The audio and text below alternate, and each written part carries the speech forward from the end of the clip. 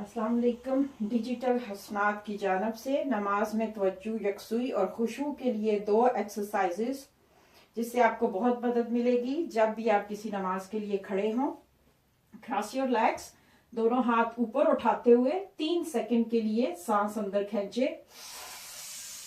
नाक के जरिए आपने अंदर खींचा और आप 7 तक गिनती गिनते हुए मुंह के जरिए सांस को आहिस्ता से बाहर निकालें।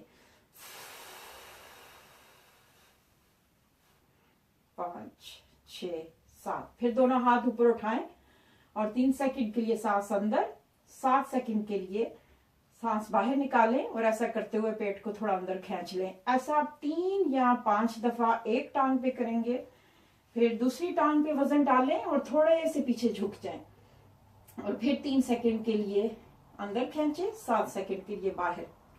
ये चीज नमाज की यकसुई और खुशबू में इजाफा करती है। इसके अलावा दूसरी वर्जिश जो आपको मदद देगी, जब भी नमाज के लिए खड़े हों, इन पॉइंट्स को टैप करते हुए कहें कि मैं तैयार हूं अल्लाह से कलाम के लिए, मैं तैयार हूं अल्लाह से कलाम के लिए, खुशू के लिए, यकसुई के लिए, मैं तैयार हूं, मैं तैयार हूं, मैं तैयार हूं।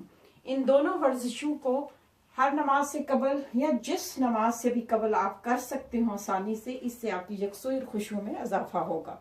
जज़ाकिल्लाह खैर।